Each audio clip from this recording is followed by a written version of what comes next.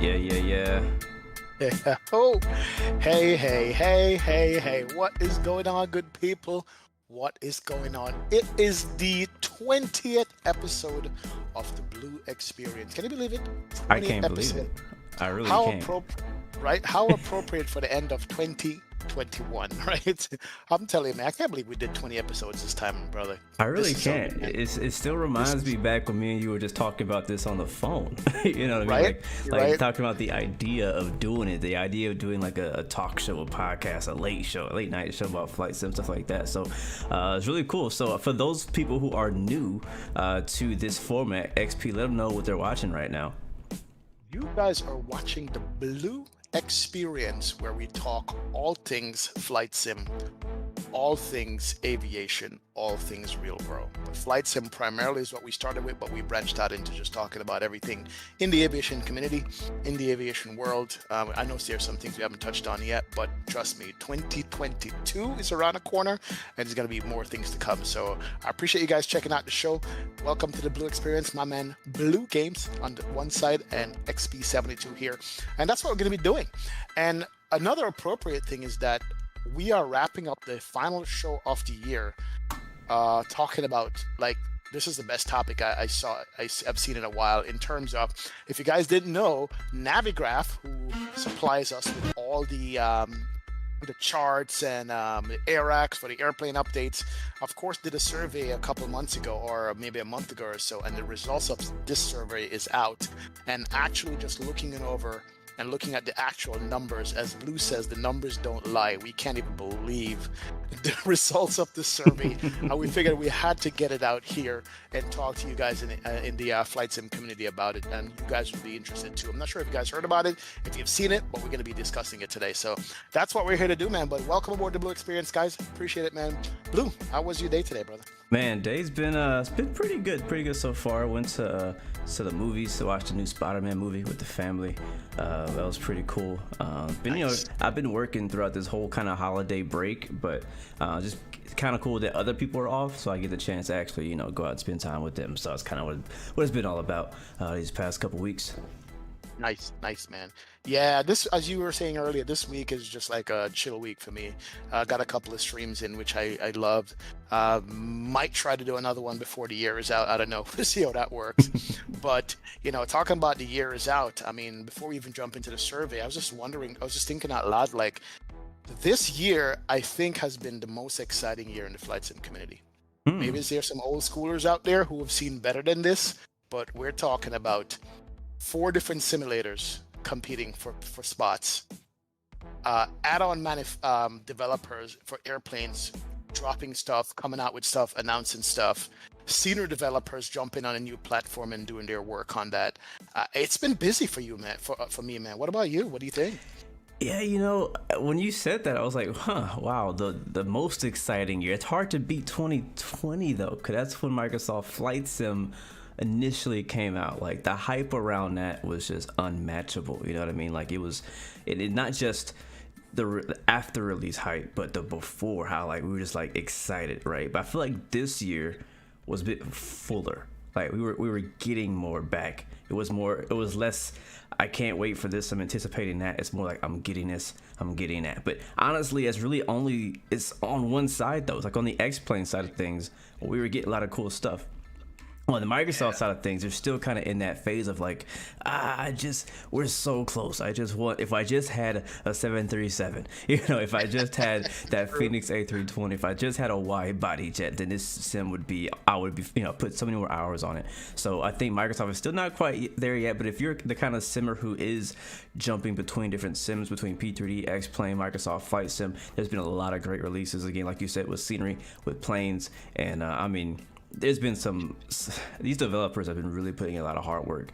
I was really hoping that this was going to be the year that we were going to see that PMDG 737. I was hoping that we would actually see that Phoenix A320 before the year was out. There's a lot of planes, even the MD-11 for X-Plane 11, things, Airbus, Falcon, stuff like that, the Challenger 650, a lot of planes were kind of scheduled to come out this year in 2020 that did not happen, and it's disappointing, but at the same time, when you think about it, it's better to wait just a little bit longer than to get that half-baked product, as we always say. True, true. But all that being said, though, I have to shout out the Fly-by-Wire team. Oh They yeah. were on the show. They were on the show what a few episodes ago. Yep, yep. And if it wasn't for them, man, I don't think I'd be putting in half the flying I did in Microsoft this year. The A320 mod is just a thing of beauty. Even with a remote MCDU working on my iPad, man. Come on, man. You can print from that airplane. This is freeware stuff, right? This is Zibo-esque, you know. Heavy Division mod also for the 787. Those are the two go-to planes I have at Microsoft that I've just flown the heck out of this year, you know. Even with the updates that Microsoft dropped, that were better, has been more stable. The frames have been good. It looks good.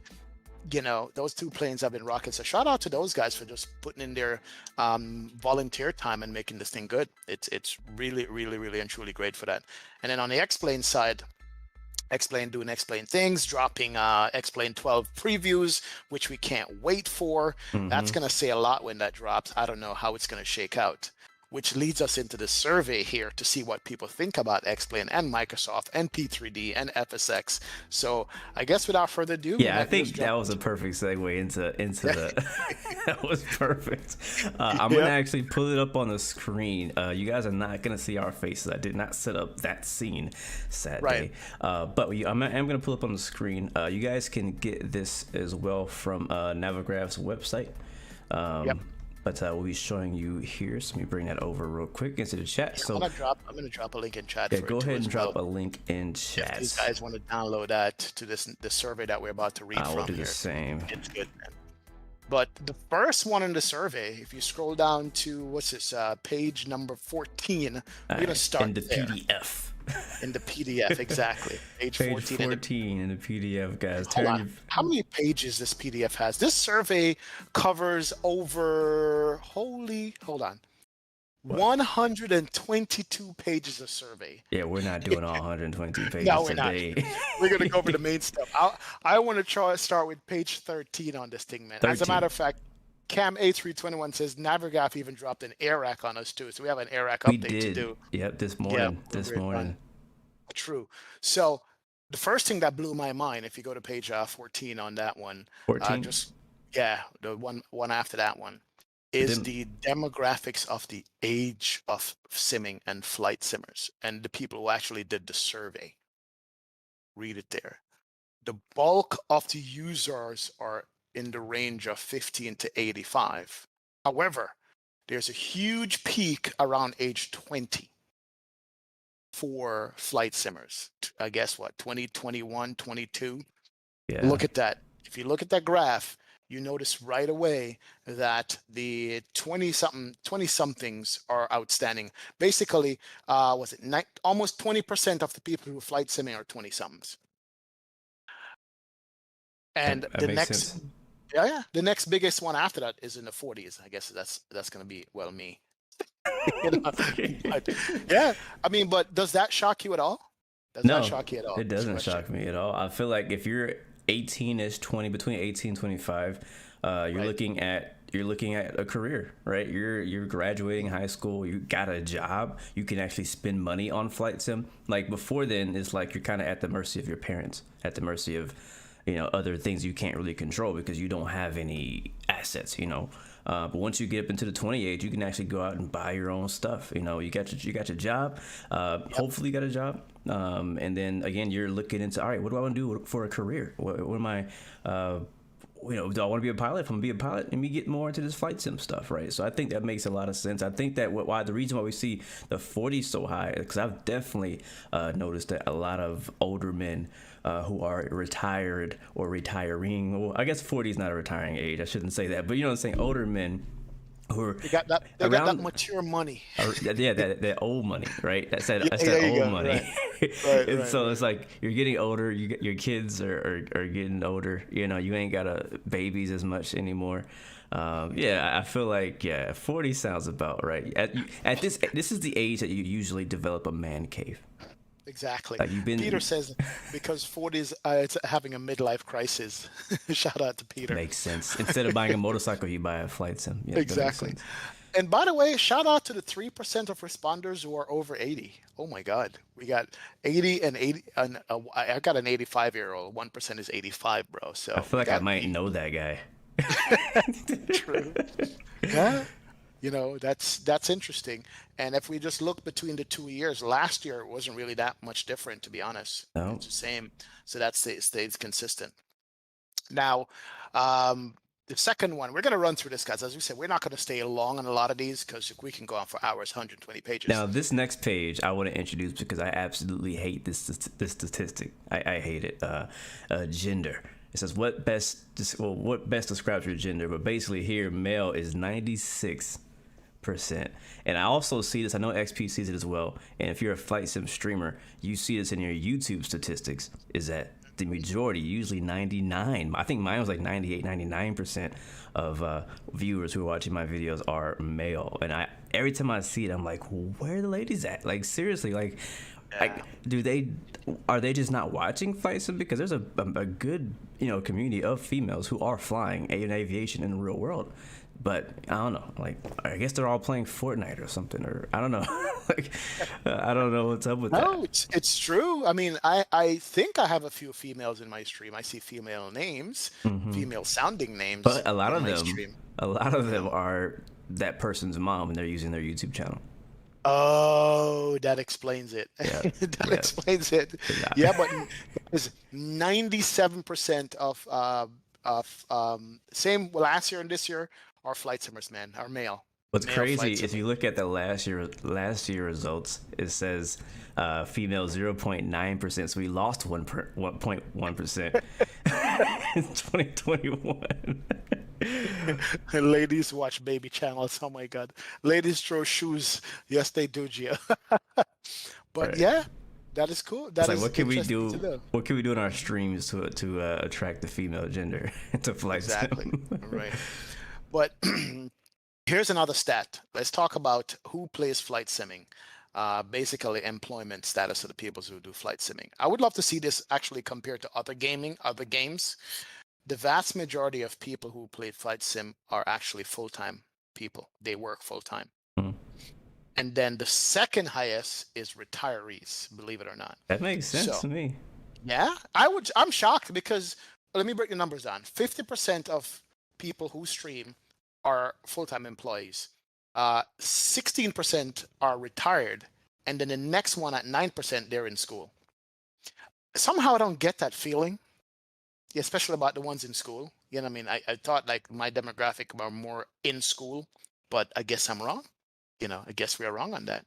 It's interesting. Yeah, sometimes I feel like there's a lot of people in school. I don't know. I'm not surprised by that one, but I am surprised that the in school one is so low. Yeah, I'm surprised at that. But hey, you never know, man. These are the results. Results don't lie, right? Now, here's another shocking one. Well, not shocking, but the top 5 countries are the same from this year and last year. France, the Netherlands, Italy, Spain, and Switzerland. But if you look at the breakdown, the United States shocks me as 27% of the responders to this about simming is from the US. That actually really surprises me big time Yeah. because Yeah. UK, Great Britain has always been, them and Germany have always been kind of the leaders of all simulation, anything. Flight sim, trucking sim, train sim, anything like that. Like, you guys just love your simulators. So it's really surprising to me. Even see last year's result was also above the UK. So I don't know. I feel like there's been a big wave of flight simmers coming out of the US. I think a lot of that we might get, because of maybe, I don't know, Flight Sim Expo, maybe. Yeah, I know. I think it just could be by sheer numbers, man. I mean, the US is bigger than Europe combined, and Europe is several small countries. Not, Yeah. So it could be that. But here Where, it shows UK specifically, right? So which is not all of Europe, but then we have France, then Exactly. we have Germany, then we have the Netherlands, Italy, Right. Spain, all that kind of stuff. So if you add those up, we're probably looking at more numbers as the Europe versus just one specific country. See what you're saying. Let's see who's the lowest on that list. Norway. Wow. The Brazil question is is who's not on the list. Oh man, Other than Brazil, I don't see like Chile and Argentina I don't and see any Caribbean, and I don't know if they would fit. I guess because like what yeah, would Jamaica be? Is that a country? Like, Jamaica would be like a negative 1%, man. It's me and a couple of dudes, and that's it. Nobody else. and So, next year everybody's gonna register as Caribbean because they've been in your Congo lines. right, right. Next year, probably, but hey. Anyway, all right, let's see how smart or how dumb flight simmers are with the survey. What is the highest level of education you have completed as a flight simmer? High 20, school. 26% high school or secondary school, but 24% has a bachelor's degree. Wow. So your audience is not dumb, man. Your audience is very smart, bro. I'm not even in that category. Yeah, we even have a master's degree, 16%. Wow.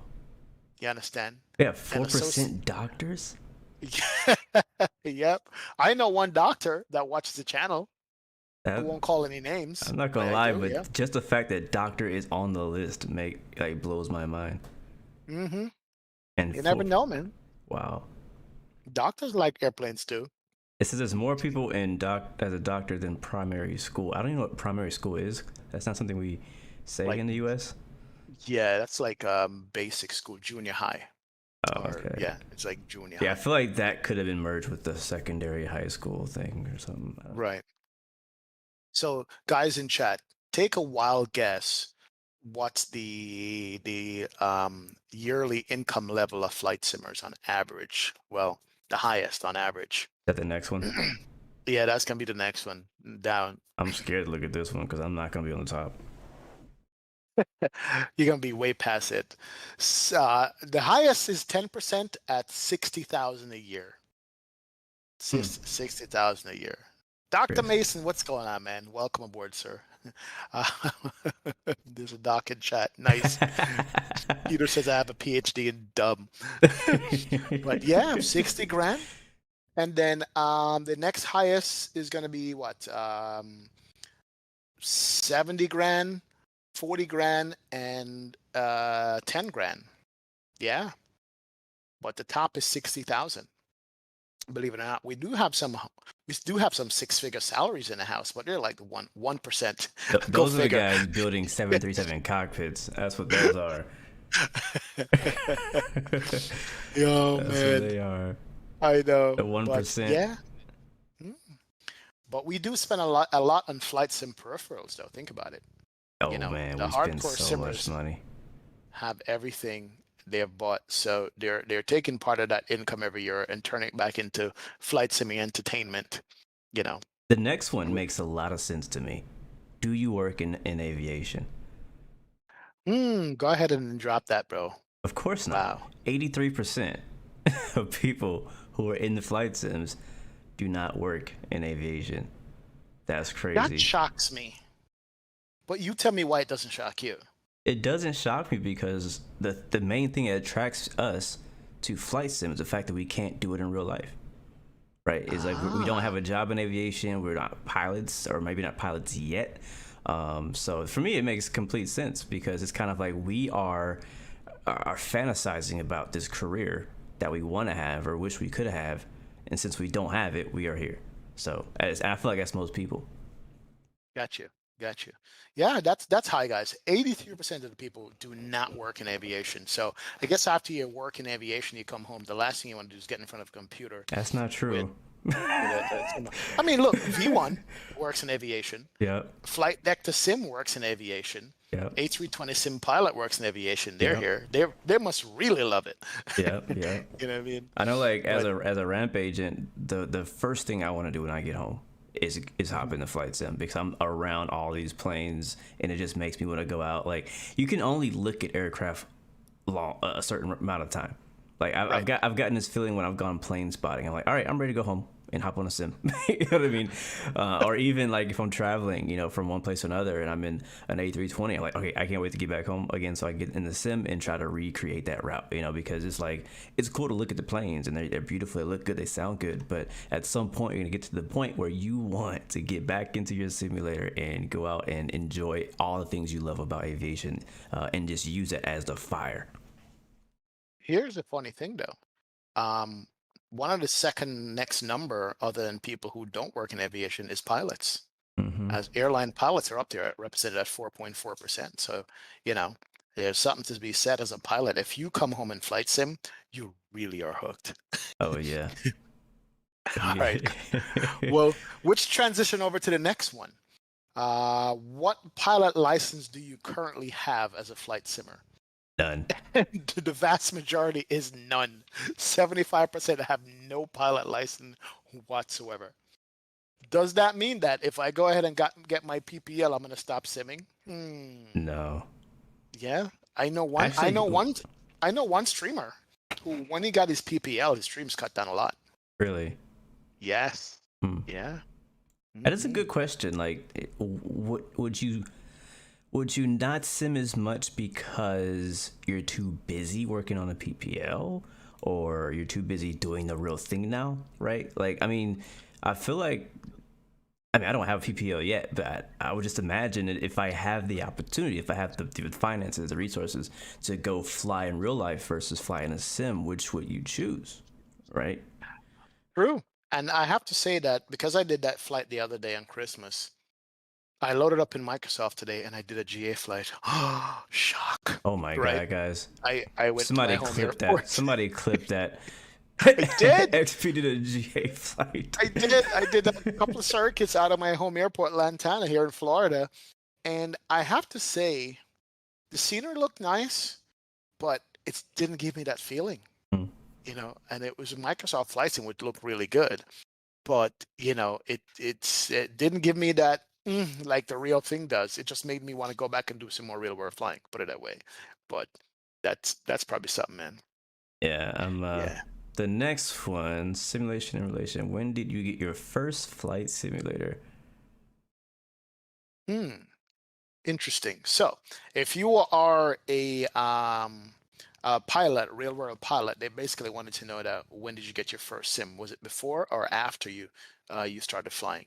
And most people is before they started studying for becoming a pilot. I guess simming got them into it, Right, right, right. right? So 72% simming got them into real world flying, which I completely can understand and see. I And then they agree. drop simulators afterwards. I agree. But yep, and then 20% says after they obtained their pilot license, they got into simming. I guess for Probably for practice. training and yeah, Yep, practice checklist stuff like that. Yeah, let's yep. keep going because we have 100 and some pages, Oh and yeah, I know we got some juicy ones that I want to oh talk yeah. and focus on, but we're gonna skim through these. So next we have: Are you currently enrolled in flight school? 91% people say no. That's not. That's kind of same with the last two questions. So Exactly, we'll exactly. keep going. Flight lesson consideration. So this is actually pretty interesting. How many of the people who are considering taking real world flight lessons within the next year of the flight simmers? Only 25%. 74% people say no. Yeah, only 25% of simmers really want to go do real world flying That blows because they my know the cost mind. of it. Yeah, that's it. They know the cost of it, man. That's what it is. Two Tone Murphy, how you doing, man? Welcome versus GA all the way. I hear you, bro. I did the GA flight. Yeah. I know, but yeah, I'm I sorry. It's guess. hard for me to comp. Like I get it. I get it. It's expensive. I understand that. Mhm. But this is not saying, hey, I'm gonna do it. Like, you're saying, are you considering it? Like, you're not. Like, these people are not even thinking about the option Yeah, of doing real world flying. Like, I mean, I don't know. As much as I love flight sim, as much as I love aviation, like I can't imagine just like, all right, I'm just gonna do flight sim. Like that's it. yep. I'm happy with that. Like, no, I can't. I can't. I can't be Cost happy and with money, that. man. Cost and money. That's what it is. Well, Jakar if Park you said love it. something, if you love something enough, though, Hmm. but like you'll find the money. All right, let's move to page 27. Here's a good one. Simulator habits, mobile. Do you fly simulators on mobile or tablet devices?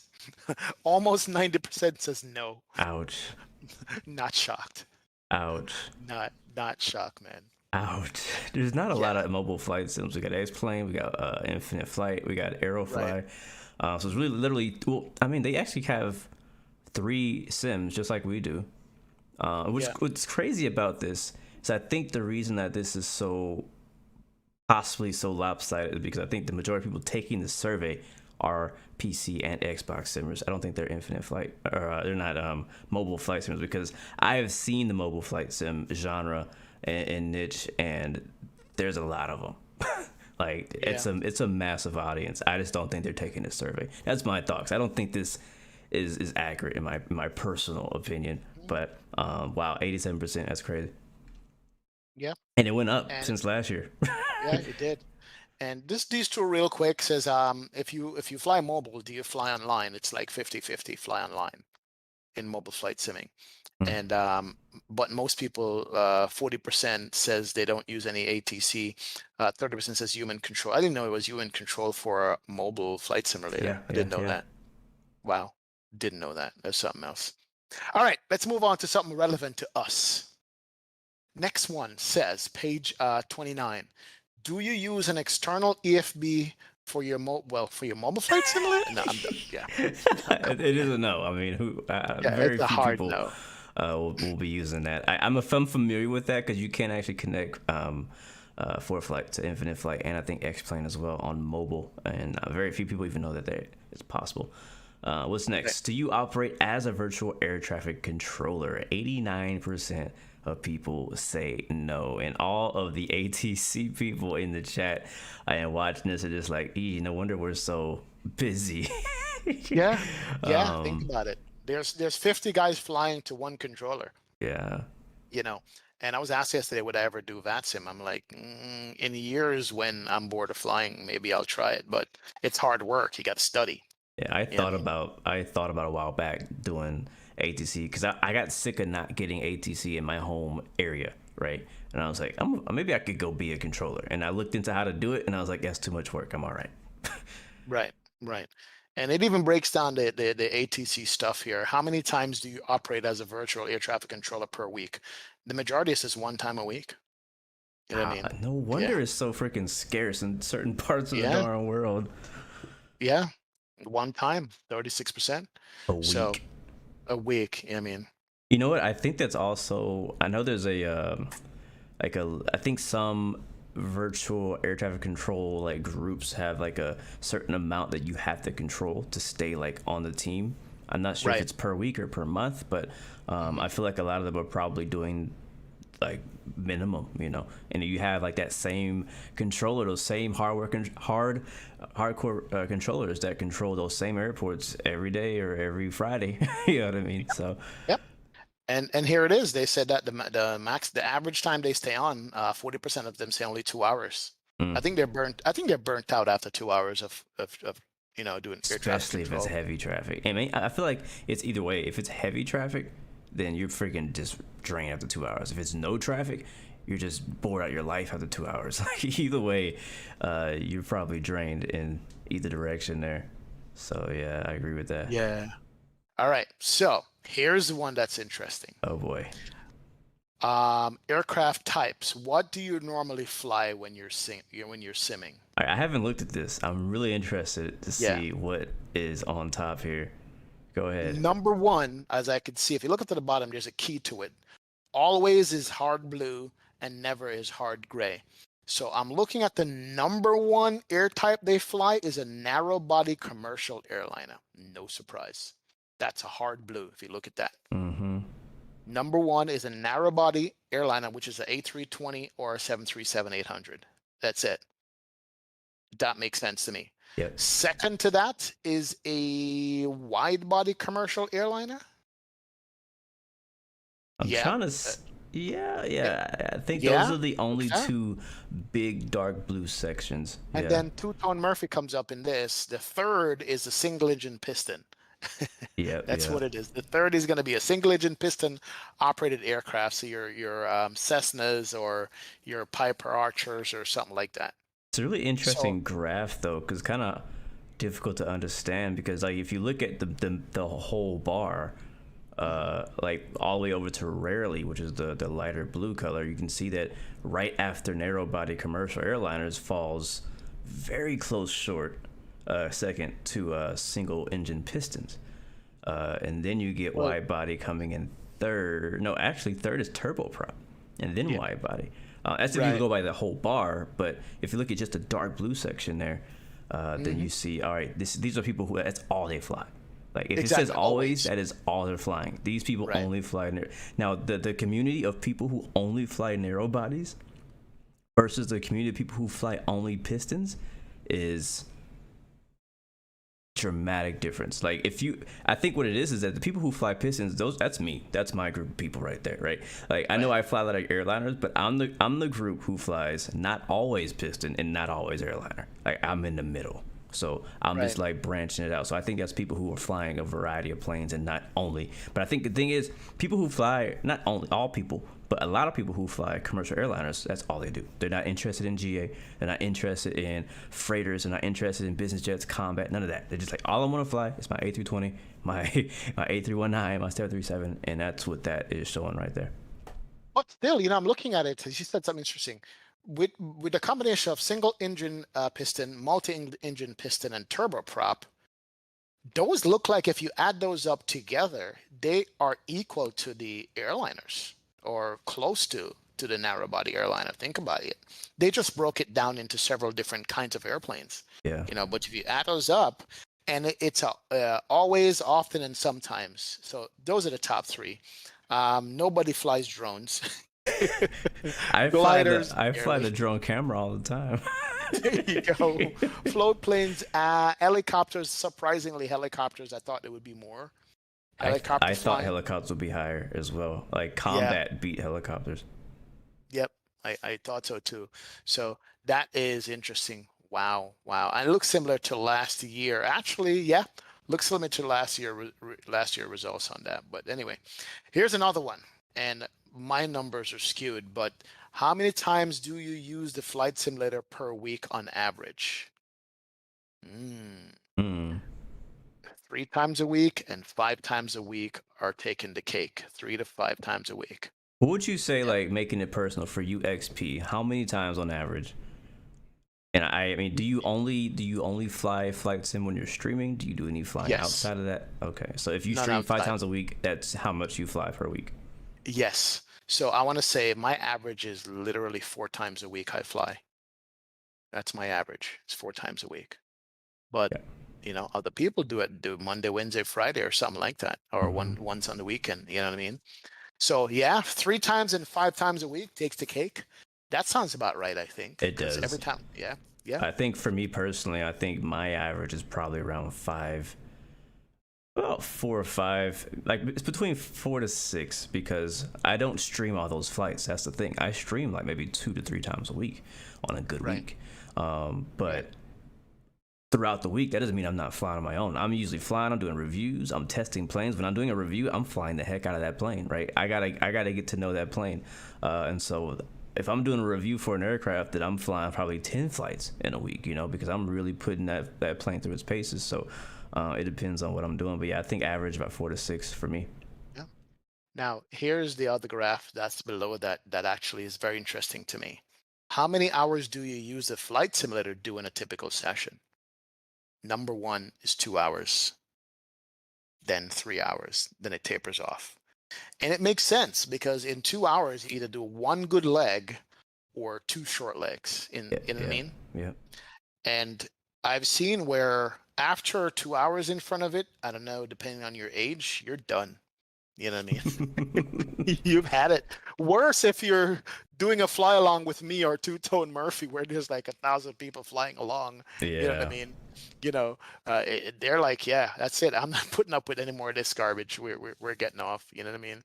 So what I noticed this though. So it starts at 2 hours and it tapers down dramatically after 3. Almost half, but then it goes to like not existent at 9, and then it jumps at 10 plus. Those are our long haulers. Yep, 3% long haulers in the neighborhood. Now, what's interesting though to me is that I feel like, just judging by the amount of people who not only watch long haul streams, but people who always ask in streams, can you do a long haul? I feel like that number will be a lot higher than what it is. Yeah. Yeah. Now, this Yeah. is not specifically asking about long hauls. I don't know if there is a question about long hauls in here, but I don't know, I'm kind of like, that's what I'm getting out of this chart here is like, hey, like these are people who fly 10 hours plus. That's a whole freaking day. So like that's yeah, come on. Wow. Yeah. Yeah. That's interesting. All right, I'm going to skip the next question about the, what kind of airplane you fly, civilian or helicopter Yeah, pilot, we can whatever. skip that. Let's go to platforms. This is going to be an interesting one. How often do you fly simulators on the following platforms? Mobile devices, 20% or less, 18%. Desktop, PC, Macs, or Linux, almost 98%. Wow. Console, Xbox, PlayStation, that's 5%. That's crazy. That's interesting. That's extremely low. Yeah, it's a little bump from the previous year. Let me read the question. It says, respondents tend to use a desktop as a flight simulator platform, but sometimes a mobile device too. Not many respondents use a gaming console for flight simulation yet. However, there's a slight increase in console usage compared to the previous year. Wow. What does that say? Console is on the uptrend right now. It's on the uptrend since last year. It is, but it's still a PC market for a flight simulator. Yeah. Yeah. Yeah, I agree with that. That's crazy. Also, consoles, as Ozzy in the chat is saying, are hard to get a hold of. I think that if you could get your hands on consoles easier, we'd see a lot more people flying on console. Right. It's true. And by the way, it's saying that the purpose of the flight simulation and 50% or more is just curiosity or interest in aviation. 25% is just casual gaming. And 12% is familiarization of cockpit, airport, and airspace. Interesting. Okay, so I wanted to take a look at this one because actually I did watch a piece of the video that Magnus posted of the Navigraph stuff, and he was mentioning something that was really interesting to me, and that is the fact that casual gaming as a flight sim has been on the up. It's going up, like because of Microsoft Flight Sim coming to the Xbox, and we have a big wave of new people coming in to the flight sim community. A lot of them are not getting in the flight sim because they want to fly real planes, as we saw earlier. Right. 70% of people don't care nothing about flying real planes; they just want to fly a sim. So, or they want to fly possibly just casually, just for fun, just in the sim, just to mess around and do some stuff with their favorite streamer. Who knows? But you see that from last year, it bumped up about 5-6%, and curiosity and interest in aviation dropped 4 or 5%. And then, like you said, the familiarization didn't move like at all. But yeah, I think that I could definitely see that coming from the Xbox release. So next year, this time, would be curious to see what those numbers look like. Ugh.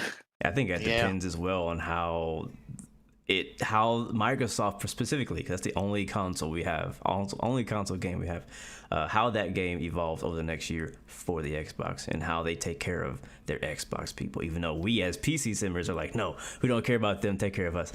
You know what I mean? So It's true. But here's the next step, though, and this has to do with console gamers somewhat. But how do you normally fly? VFR, IFR, or casually without any rules? That's going to be interesting. This looks just like the other chart where it says what type of plane do you fly. You see IFR with a massive 46% of most of the time, and then VFR as most time 13%. Yeah, it's true. IFR takes the cake. For some reason, people are interested in something that is pretty much out of their reach, I think. You can go get a PPL and do VFR flying, but to get into the IFR realm, you have to take it to a whole different level. But doing it, in the simulator, it's accessible to you right then and there. So I could see why they will do that. But yeah, it's cool. Here's another interesting one that actually bugs me. What type of air traffic control do you mainly use when flying? Add-on ATC, default simulator ATC, human-controlled ATC. I don't use ATC. Wait, Number what? one. Yes. Which one do you think is number one of what kind of ATC people use mostly? What? Yes. Default ATC, which is the computer voice talking to you and steering you into a mountain, is used overall. 35% of people use the default ATC. I didn't know that. I did. I had no idea anybody used the default ATC. Yeah. Because VATSIM, IVEO, and POSCON is second at 30%, but 35% use default ATC. That is nuts. Wow. No wonder they've been begging to improve the ATC in X-Plane. Yeah, no wonder X-Plane and Microsoft, both of them are all like putting a lot of resources into, updating and making the default ATC better. And I guess that's why people are actually using it. I had no idea. I've probably used Microsoft's ATC like maybe once back in the alpha period. And since then, I was like, all right, if that's him, it is. You know what I mean? And X-Plane the same way. I don't remember last time I used X-Plane's ATC. So, wow, that's crazy to me. That really blows my mind. Yep, absolutely, man. Hmm. Here's another one. How much do you estimate to have spent on flight simulation software and add-ons in the last 12 months? Oh boy. Wow. Wow, that's actually like the majority is zero. Yeah, people are holding on to their SciTech, man. They're not upgrading. Or they just can't Uh, get a hold of it. Yeah, that is interesting. Yeah, that is interesting. How do I break this down? I'm looking at it going, I know. It's like a a- it looks too, a like too hundred a perfect. hundred bucks is spent by 94% of the people. 200 bucks by 74% of the people. 300 bucks is spent by 50% of the simmers. 400 bucks by 34% of the simmers. And let's see, who spends $1,000? Only 7% of the simmers spend Here's the $1,000. thing, though. Like when I first thought about this, I thought hardware. This is software. This is like Right. planes. This is scenery. I don't know. I would like if somebody showed me this chart, and if I didn't know that it was by, Navigraph, I wouldn't believe it. Wow. Let me go back real quick. Somebody in the chat says working title will be working on an ATC also. I guess for Microsoft Flight Sim. Holy Hmm. moly. That could Wow. be good. That could be good. Yeah. Yeah, that was Shirley 972 said that. So that's interesting, man. Wow. But yeah, those are how it is. It says And here at the top, actually, makes for me, it's a bit more interesting. Is the way it reads is 52% have spent at least $300 per year on software, guys. Software, not hardware. This is software. These are planes, these are scenery. Obviously, 100% have spent zero. This year, 74% have spent at least $200. Last year was 77 spent the same amount.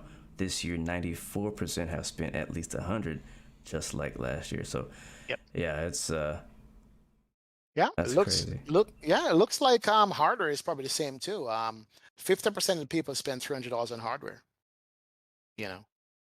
So That was the it next one looks is? like, Yeah, I see the next yeah, one. hardware all the way down. So that's interesting, man. Wow, wow, wow.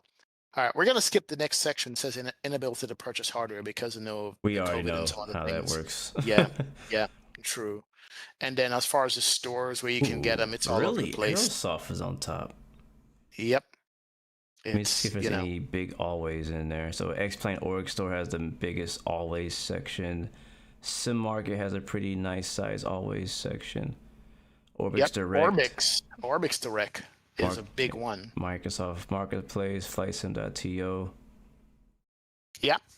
So X-Plane, SimMarket, Orbix Direct, Microsoft in-game purchasing, Aerosoft, and Just Flight basically are the big stores out there. Everybody else is a Steam is actually lower than a bunch of these, believe it or Yeah, not.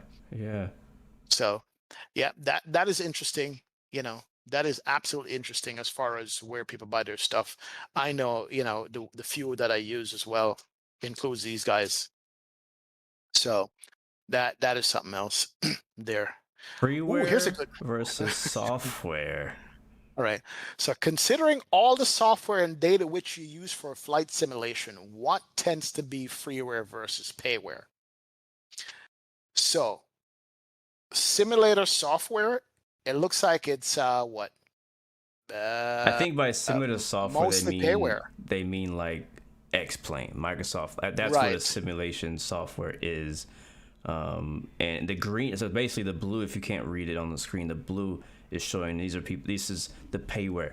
This is people would rather pay payware for this type of product versus get it for free. Yep. The green is saying, Yep. hey, I want to get this type of product for free. So like aircraft, the majority of people are actually buying it. Are buying aircraft rather than getting free aircraft. Nav data, they're paying for that. Charts are paying for that. Scenery Yep. is actually kind of 50-50. It's the closest one of all of them. It's kind of half and half. Half people want to get scenery for free, half, or not want to, half are getting scenery for free, half are buying scenery. Weather's Yep. half and half. And then also ATC, though, is the majority free, which is Yeah, not. I mean, with VATSIM and IVO being free, and POSCON, I don't see people wanting to pay for that stuff, Yeah, which is I interesting. feel you. Yep.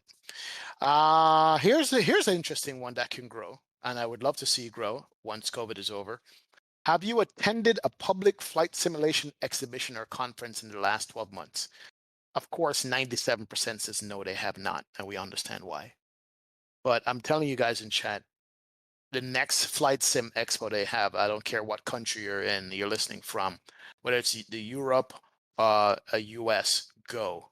Yeah, I Just agree. go meet your fellow simmers. It's a beautiful experience. The two that I went to, I had fun. You guys should definitely do it. This I show recommend would it. not exist if there had not been for a flight sim event. Exactly. So Yeah. yeah, like it was crazy. The next question is just asking kind of like a secondary question to that. So how many of you guys would plan to attend one in the next 12 months? Massive majority says none, which is super sad. Even though we have flight simulator area of Aero Expo Germany, which is, I never heard of these, but 2% said they're going to that. There's another one going on in Germany, 2% going to that. FS Weekend in the Netherlands, 3%. Right. Flight Sim Show in Great Britain, Flight Sim Expo in the USA, and in Oz Flight Sim Expo in Australia. So guys, seriously, like look into those. If any of those are in your country, in your area of the world, look into it. And if you can make it out next year, go. I mean, we're not being told to promote this stuff. Yep. And if you show the camera real quick, I'll show that they get cool T-shirts like this. Yeah. I picked this T-shirt up at Flight Sim Expo. It says Flight Simmers working from home before it was cool. You know what I mean? That's a you get nice T-shirt. Look, this Navigraph one was from Flight Sim Expo 2 years ago. I still have it. It's my iPad holder, and also my mouse pad here from Orbix. That was from Navigraph. This is from Orbix. I got this at Flight Sim Expo a couple of years ago as well, and I can point to a whole bunch of stuff that they give you in your goodie bag when you go. You know what I mean? T-shirts, goodies, giveaways, cups, mugs. I have a mug from last year as well from Sim Market. I have a Sim Market hat. No, a Sim Market mug, Navigraph hat, Orbix mouse pad, and some other stuff I have, man. It's pretty cool. So go to Flight Sim Expo. Yeah, And also definitely. think about the connections that you can make too. Like if you're a developer, if you're making a scenery, if you're making an aircraft, if you're a streamer, I think it's extremely important, in my personal opinion, as a streamer. I feel like it's very important and it's business smart for you to show your face in front of these developers who will probably never reply to your email. So yeah, so definitely make it happen. I'm moving on to the next question, which is on page 51. Do Yep, you contribution. contribute to the flight simulation community? Now this is interesting to me because I want to know if like the number of streamers and people like that have gone up, and it looks like it's actually gone down on this chart. It says Wow. 5.4% of people who did this survey are YouTube or Twitch streamers. 1.2% are bloggers. We don't have very many blogs, so honestly, people can look at this chart and find gaps in our market and be like, hey, what if I go out and create a really cool blog? Are people looking at blogs? Is there something you can do to make a blog interesting? There's room for people there. Are you a writer? Video producer? Only 2.7% of that. An admin of Flight Sim. I don't really know what that means. And 3D artists, software developers, 4.6%. A beta tester, 13.5%. No, but I would like to. I think it's important to see too that there's a lot of people who would like to contribute to the community. They just may not know how to get started. How So or what I to do. think this is a good question for developers if you're looking for help. If you're looking for some type of way to train people and help them, build them up and create the next generation of developers, I think that'd be something good to look at. Yeah. And then the next one down from that shows you why people don't do it. The biggest reason why people don't contribute to the community is time constraints. Yeah. And then after that, it says don't know what to contribute. So Blue just read out the list of stuff that you guys could do to contribute to it. And then the last set was limited skills. You know what I mean? I can understand that. Yeah, 100%. Definitely, man. Yeah, I absolutely understand that. So I want to get to the juicy stuff here, man. Let me just see what else is here. I do want to just really quick skim by this next one. It says, how frequently do you use the following platforms for purpose of communicating? Basically, how are you communicating with the community? What's funny is that it used to be very big on forums. Wow, look at this. Yeah, I remember those Look, days. last year, AvSim forum, which I personally have never touched and don't know what it is, but apparently a lot of people have been using it. According to last year's results, Discord was still number one, but you'll see this year's massive majority of people are communicating with other flight simmers through Discord. Now, I want to say this because me and XP have witnessed a lot of flight sim developers who refuse to make Discords, refuse to communicate through Discord.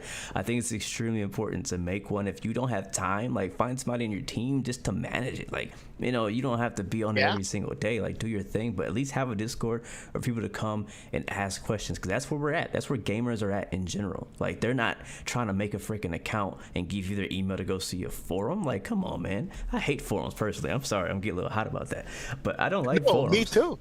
Yeah, I mean, look at this. Microsoft Flight Sim has come out of nowhere. And it's now a bigger forum than a lot of them, bigger than explain.org and all that stuff. And I've only been on Microsoft forum maybe one time to look for how to solve a problem with the sim. I don't go on there anymore. Discord is where it's at. It actually surprises me here too that Facebook is beating Instagram and TikTok and Twitter as a communication platform. I personally I have a Facebook, but I don't really use it. But I do understand a lot of people are on there, and there are Facebook groups for X-Plane and Microsoft and Flight Sim, stuff like that. I just don't really use them. I prefer to use the others. But yeah, I think that, I'm gonna shut up. I'm gonna get in trouble. I was gonna say it. Screw it. I think the Facebook people are like the people who are in that 40 to 40 plus range. That makes sense now. Y'all gonna hate me. Greg Hill says high school teachers are teaching classes on Discord. Are you kidding? No way. That's cool. Didn't know that. Yeah, that is nuts, man. Real quick, next one was about virtual airline membership. Basically, 75% of people are not a part of a virtual airline. I'm being honest with you guys. You're missing out. I mean, I'm starting one myself, kind of, sort of, but I'm just saying, I'm not going to stay on that question too long. We're going to move on to the next one. But I'm just saying, if you are watching and you ever find yourself in a situation you're like, I don't know where to fly. XP's on vacation. I can't fly with him. What am I going to do? If you join a virtual airline, it gives you kind of a purpose to fly. You fly with your favorite airline, whether it be virtual, British Airways, Delta, Spirit, whatever. Anyways, do you fly online? Majority, 58% say yes.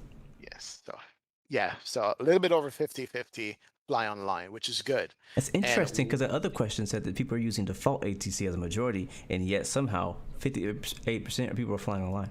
How is that? Maybe that was for what am I call it, for mobile people. I don't know. Could be wrong. Let's just chalk it up to that. Sure. But anyway, how often do you fly on any of the following network? Number one network, no surprise, VATSIM. However, there is a surprise at number two. Volanta is beating IVO. Wow. That's actually, I did not know Volanta blew up like that. What makes me upset is they didn't add my people, Sim Toolkit Pro. Come on. Because Volanta is not an online network. It's just a flight tracker that has shows of the people. It's not a VATSIM. Like, it doesn't really match the rest of these things. I don't know why they put Volanta in this list. Because even if you fly VATSIM, you're still connected to Volanta. If you fly Pilot Edge, you're connected to Volanta. So I don't think that's really fair. I don't think Volanta need to be on this specific chart. But it still shows a good perspective. And POSCON is missing from this. Exactly. Postcon's not on the Interesting. list either. Yeah. Oh my god, it's so sad. Project Fly was on last year's result and now it's gone. That makes me sad. I used to use it. I used to use FS Odyssey. I Yeah. used to use Project Fly. I promoted the heck out of that thing. I loved Yeah. Project Fly, and believe this is exactly why, guys, we really have to support these apps and developers. Volanta is going a different route where it's free, but they're adding a lot of premium and paid stuff. And I'm just gonna be honest. In Orbix, I love you, but I don't want to pay for it. That's just my honest Yeah. opinion. With Project Fly, it was completely free. I think they tried to add some kind of premium thing, and I think some other stuff happened too. But still, if you need to support these things that you're using all the time, or they could just go poof and be gone, just like Project Fly. So, anyways, next. Did you used to fly FS Cloud? Because it's no longer. I have never used anymore. FS Cloud. Nice. Is that an Ooh, FSX thing? no, I didn't know. Yeah, I think so. All right. Here's the big one. Oh boy, Big this is what we're ballpark looking one. forward to right here, ladies and gentlemen. Platform. It took us an Oh, hour to boy. get here, apparently. Yeah, I know. We could check this one in the YouTube. All right. How often do you fly on any one of the following flight simulator software? Oh man, I want Let me to read- just let me read that preface this first. again. Let's go It ahead and says, just build that following one the up. launch of Microsoft Flight Simulator 2020, this simulator has grown to become the most popular flight simulator among the respondents. Almost 3 out of the current use Flight Simulator 2020 to some extent. Laminar Explain 11 as well. Prepared version 4 and 5 are also popular. But look at the numbers. Microsoft Flight Sim, you're looking at almost 75%, 76% are using Microsoft Flight Sim. On a PC, by the way. Not on Xbox. Look at the Xbox versus PC breakdown. That's surprising to me. That is Or surprising. maybe these are the people. Maybe these are the people who responded to the survey. That is nuts. Yes.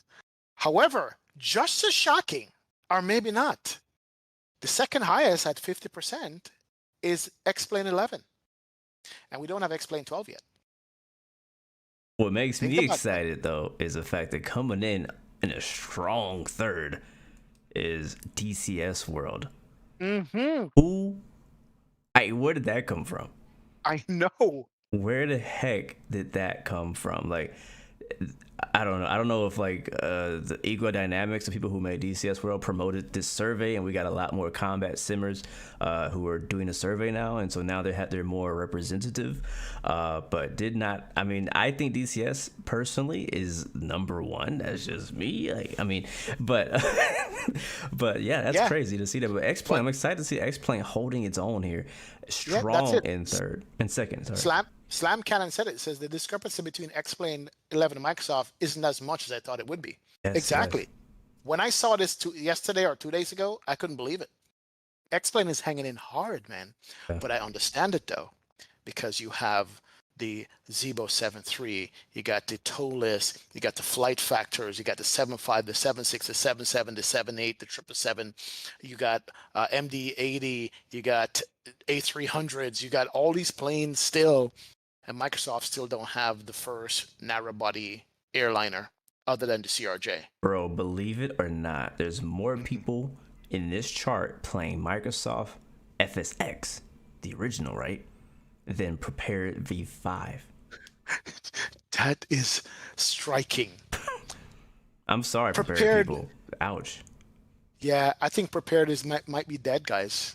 Oh, I didn't Prepared say version 5 dropped, and it's like not even scratching the surface of the adaptation. I think the thing too, though, is that maybe there's too many options on here, because maybe these 5 Prepared 3D could have been just on its own instead of Prepared V1 as a subject, V2, V3, V4, V5, just having it as one as a whole. I think maybe it would have been more a greater representation of it than breaking it down and kind of splitting it up. I would agree, except each of these are paid upgrades. Oh, never mind. And yeah, like, you know, I mean, X-Plane is paid upgrade too, so I shouldn't say, but when nobody talks about X-Plane 10, well, actually, it's on the chart up there, but you know what I mean? But yeah, between X-Plane 10 and 11 was like a massive years and years gap, right? 4, 5, 6 years, and the same between X-Plane 11 and 12. But with Prepared versions, it's like, how often is that updating? I don't actually know personally, but anybody in chat can let us know. But you know, it's funny. Look at it. between X-Plane 10, X-Plane 11 to 11.4, and X-Plane 11.5, that's an almost equal number to Microsoft Flight Sim. So we might be looking at a 50-50 tie there, bro, or close to it I between wouldn't say Microsoft and 50-50, X-Plane. but yeah, X-Plane is definitely doing stronger than I expected. I'm happy Yeah. to see it though. I'm happy to see it because this is the numbers pre X-Plane 12, right? Like if Yes. this many people are playing X-Plane 11, and even the always is pretty big there. Like if you see like the amount of people who are playing X-Plane 11 always versus Microsoft Flight Sim on PC always is half. Like half of the people. Yeah, it's like half the number, so it's twice the amount on Microsoft than it is on X-Plane 11. But still, that's crazy. I think with 12 coming out, that number's gonna rise big time. Right. It's true. But you want to see something interesting? Microsoft numbers jumped since last year, but X-Plane's number jumped since last year as well. Aha, Mm. X-Plane 11.5 numbers jumped since last year. 11.4 went down and 11.5 went up. So they're both growing. Yeah, yeah. You'd think that would be dead, you know, but that is that is interesting, man. I'm just so that's a simulator battle, guys. Right here at the end of The 2021. numbers don't lie, guys. The numbers Yeah, don't lie. And I that mean, you see how is massive the margin is from X-Plane right mhm, now to Microsoft. Good. So I'm not in any way saying that X-Plane is like even with them at all. Like Microsoft, in my opinion, based on these numbers, is winning. Microsoft is winning the fight, right? No matter how yeah, many people complain and say, "Oh, the airliners suck and you can't do this and it's not it's a game," like no matter what you say, like Microsoft is winning based on these numbers right now. The numbers don't lie. yeah, But I think again with X-Plane 12 coming out, and I mean just me as a simmer doing streams and seeing people come into my Microsoft and my X-Plane streams and seeing how a lot of people are jumping over to X-Plane. Like if they have the ability to do it, they're jumping over there because they want to fly the planes. People are attracted by the planes that X-Plane is offering. And X-Plane this past year, which has amazed me, have just really dropped aircraft that just make flying enjoyable. I mean, I has been really killing it. Who else dropped it? I mean, FlyJ Sim recently dropped the plane this year. It's really good. Aerobass with their Phenom. I mean, there's a lot of good planes, and even scenery developers are staying dedicated to X-Plane, or even doing double the work, dropping on both sims. So they definitely kept us occupied on the X-Plane side. And yep, I'm actually surprised. I didn't think that I knew X-Plane wasn't gonna die. I knew that. I knew it wasn't gonna go away. But I didn't think it was gonna be like used so much. You know what I'm trying to say? yep. But look at the just below that. It shows you that Microsoft did take ground from all the simulators. However, over 60% of the people did not switch to Microsoft. 30% of the people switched to Microsoft Flight Sim, right? 30% switched to Microsoft Flight Sim. 4% switched to X-Plane, and 3.5% switched to prepared version 5 from what they were flying before. So Microsoft did gain ground. They came into the scenery and just took a lot of people with them, a That's whole lot of people. crazy. I didn't know that was a Yeah. thing. They actually show what percentage Microsoft took away from the Yes, it other did. sims. That is Yeah. crazy, yo.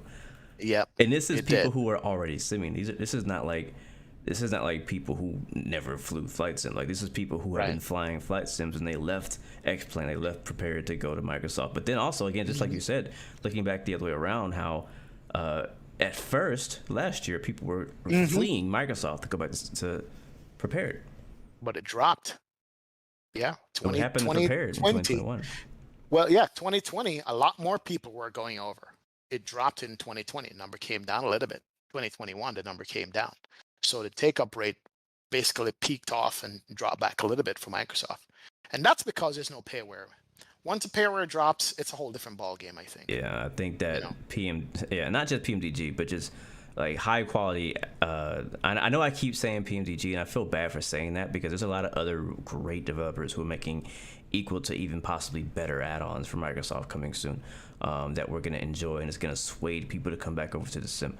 But yeah, I think that's what it comes down to. It comes down to the third parties. X-Plane themselves haven't made any big jumps in the last year. Well, They've here's done nothing. well, scroll down a little bit though. Check this out. The following question was conditional and only presented to the respondent who stated that they switched to X-Plane 11 this year. So for everybody who's switched to X-Plane 11, we can establish that the most flight simulator that respondents left for X-Plane was from Microsoft Flight Sim. Yep. So if you switch to X-Plane in 2021, 37% of the people who switched to X-Plane was from Microsoft Flight Sim. 22% was from FSX, and 21% was from Prepared. And then the 13% was from previous version of X-Plane. So X-Plane 11.5 got the biggest boost from Microsoft, former Microsoft users. Wow. Explain that. Yeah. That is funny. Wow. This community is split, my friend. This community is split. I love it though. It's kind of cool to see. Like, I mean, we know what's kind of happening, but it's interesting to see it here. And you know, that I'm glad that everybody's participating in these surveys because it allows us to see what's really going on. You know. Yep. But the previous year, look at the previous year. The biggest users to X-Plane came from FSX, FS9, and Microsoft Flight Simulator was only 11%. This year it jumped and tripled the amount to 37. So the biggest people came from Microsoft. That's nuts. Wow. It is. Man, I need a drink. The next one though, for our prepared people, we didn't forget about you. Same question, but people who switched to V5, prepared 3D V5, it says most people are coming from earlier versions of prepared, which makes sense because you know all their add-ons are yeah, it makes sense, all this stuff. So but kind of ignoring that stat, after that we have looks like from X-Plane actually. Yeah, 15%. Yeah, their highest majority of people coming to Prepared, which makes sense to me. I feel like as a person who plays Microsoft Flight Sim, I think that going to X-Plane would be more practical, right? Rather than going to Prepared 3D. But if you are on X-Plane already, you probably are on Microsoft too. So you probably are gonna go from X-Plane to Prepared because you want that quality wings. You know, you want that whatever those add-ons that Prepared has, because Prepared has probably even better, you know, airliner specific planes, anyways, than X-Plane. But it just X-Plane is prettier and it costs less. Yeah, but further down it shows you for people who did switch to Microsoft, it was 34% from FSX and 34% from X-Plane, and then 27% from P3D. You know, this makes me wonder, like, what did I answer in this survey? Like, am I on this list? Am I in one of these statistics? You know what it is? I think a lot of people were going back and forth and switching because they had one platform, was not satisfied with it, and go, you know what? Let me see what the other side has to offer. There's a lot of cross switching here. Yes, a lot more people went to Microsoft Flight Sim when it dropped because it's that good. But people came back from Microsoft going, okay, it's all good, but you know what? Let me go try X-Plane because I see these guys flying, you know, a 7.6, you know, Zebo and stuff like that. So people are like switching back and forth. Yeah, I actually want to respond just quickly to a person in chat. Says he doesn't think that it is split. You are assuming that everyone took the survey. And I'm not assuming that everyone took the survey. But I did see that Magnus said over 200,000 people took this survey.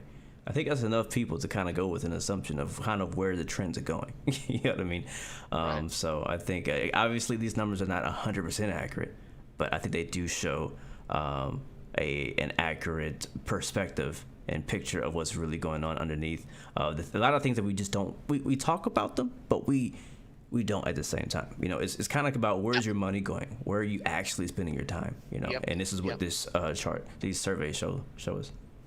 True. All right, take a look at this.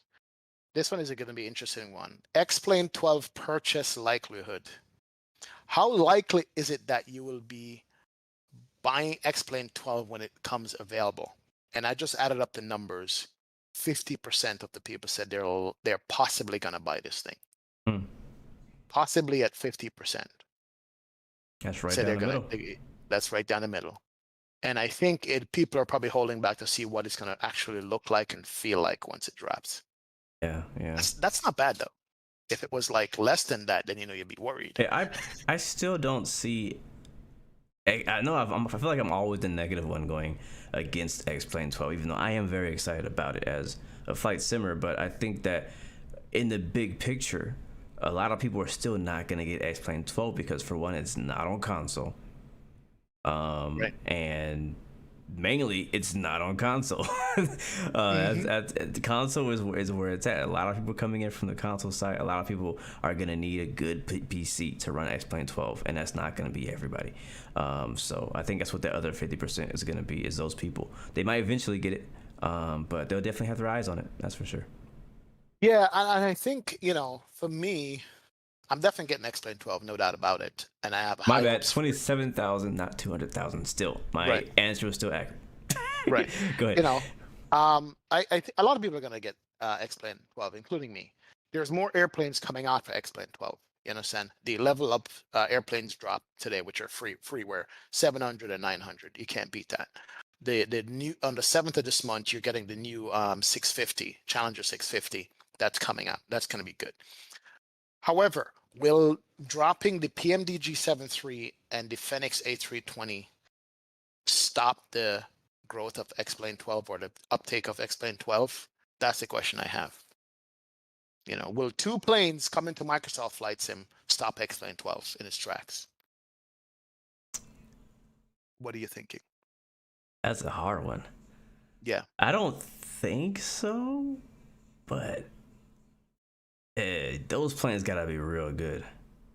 They gotta be real good. Like, yeah, I mean, what you have an example of what two planes could be? I mean, I don't. Yeah, maybe not. I don't know. Like, I'm saying, yeah. Let's say the Fenix A320 drops and no, PMDG drops to 737. no. So those are the two most flown airplane in the world in real life. I would say As a matter no. of fact, in the simulator, I would say it's the two most flown planes. It's the A320 family and the 737 family, right? I agree with Once that. those once those come to Microsoft Flight Sim, is that going to be enough to hold me to say, you know what? I don't need a 7.5. I don't need a 7.6. I don't need a 7.8 or the 777.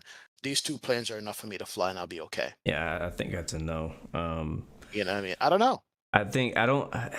It's gonna take more than two planes, especially a 320, because we already have that, and it's not gonna be cheap. 7.3, yeah, it feels like a 7.3 and a wide body like a 777, or something like that, maybe. But I still just think that it also comes down to the variety that we have in X-Plane and in P3D, that's keeping people there. Until Microsoft gets that variety and quality, then people are not going to make that sim their primary sim unless they're already happy with what they got.